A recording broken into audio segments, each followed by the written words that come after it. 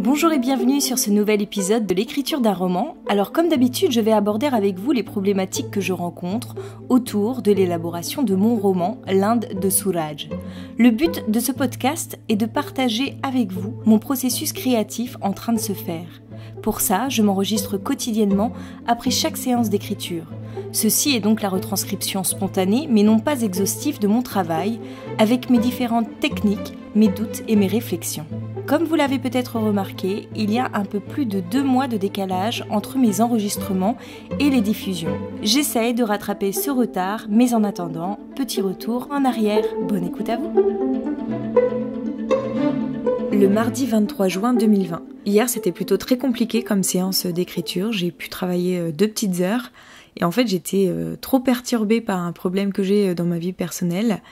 Et du coup, j'avais terriblement du mal à me concentrer. Donc je continue toujours ma relecture en faisant des corrections par rapport au retour que m'ont fait mes bêta-lecteurs. Et j'essaye du coup de retravailler mon texte en ce sens. Et déjà hier, j'avais tendance à trouver mon texte très mauvais, à relever la fadeur de certaines scènes et de certains dialogues, ce genre de choses. Donc c'est aussi peut-être l'une des raisons pour lesquelles j'avais du mal à travailler. Mais je pense que en fait, ce qui se joue dans ma vie par ailleurs peut parasiter totalement mon écriture. Du coup, je pense que c'est vraiment important d'avoir une vie saine, une vie sereine pour pouvoir écrire. Sauf si on a des scènes de violence ou avec des sentiments forts, on peut se servir de ce qu'on est en train de vivre pour pouvoir les écrire. Mais en tous les cas, moi j'ai besoin que ce soit un peu le calme plat autour, qu'il n'y ait pas de vagues pour pouvoir me concentrer sur l'écriture. Sinon j'arrive plus, je pense trop à autre chose et du coup je perds le fil de mon roman. Donc hier c'est exactement ce qui s'est passé. Aujourd'hui ça va un peu mieux, j'ai pris un peu plus de recul, etc.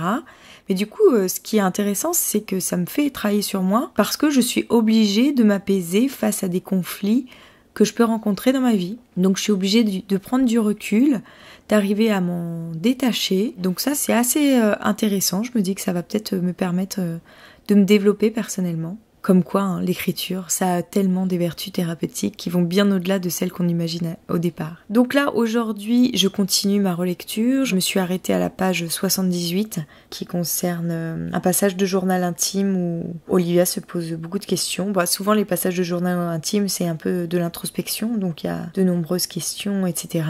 Et là, je me suis arrêtée là parce que j'ai quelque chose à rajouter sur ce passage, et sauf que, comme j'arrive à la fin de ma séance, ça sert à rien que je me plonge dans une nouvelle chose, dans un nouveau paramètre, si c'est pour m'arrêter dans 5 minutes. Donc j'en reste là, je reprendrai là-dessus demain. Il faut que j'écrive un peu plus vite aussi parce que mon amie qui est là relit mon texte. Donc là en fait elle a eu le texte jusqu'à la page 67 et j'ai 10 pages d'avance sur elle. Donc c'est pas énorme. Et j'ai également aussi ma dernière bêta-lectrice à qui j'ai envoyé seulement mon premier chapitre, qui risque peut-être de bientôt revenir vers moi pour avoir la suite si jamais ça lui a plu, parce que c'est un peu le deal de départ que j'ai eu avec elle. Je trouve ça compliqué en fait, en travaillant sur le détail de mes scènes, d'ajouter des choses qui sont plus générales. C'est-à-dire que je sais qu'il y a des éléments qui manquent au début, je sais qu'il faudrait que je les ajoute, mais quand je suis dans le retravail du texte, dans le détail, j'oublie un peu ces éléments et du coup, ils viennent pas s'instiller dans le cours du récit. Je trouve ça compliqué de lier le global, le synthétique avec l'analytique en fait, tout simplement. Et ça, c'est toute la difficulté d'un roman.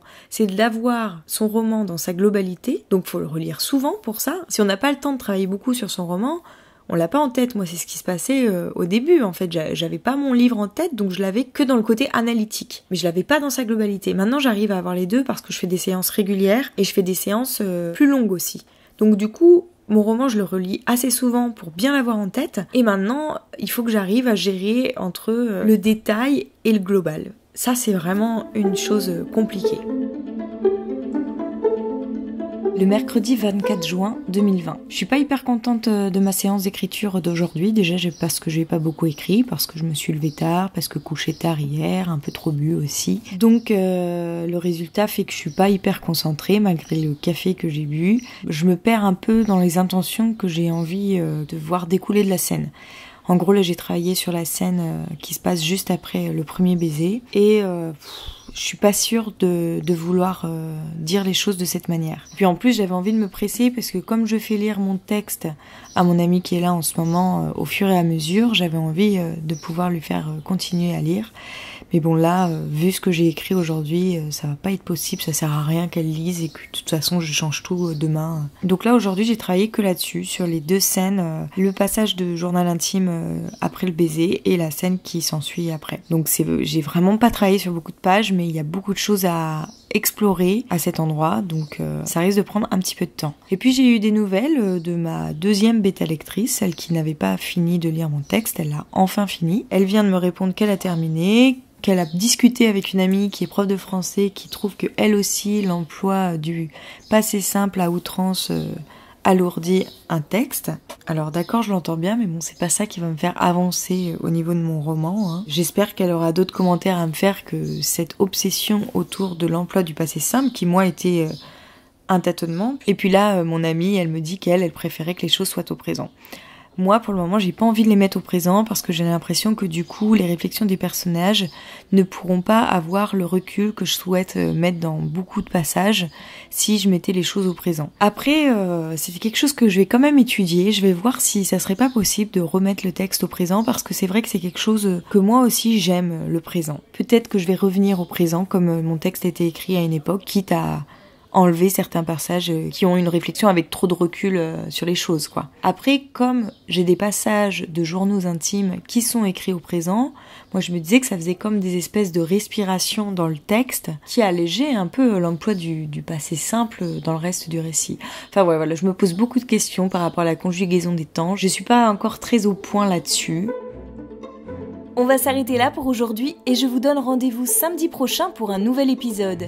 Si vous avez aimé, n'hésitez pas à vous abonner au podcast ou même à le partager autour de vous. Et pour échanger avec moi, ça se passe sur Instagram où vous me retrouverez sous le nom d'Aurélia Horner. À bientôt!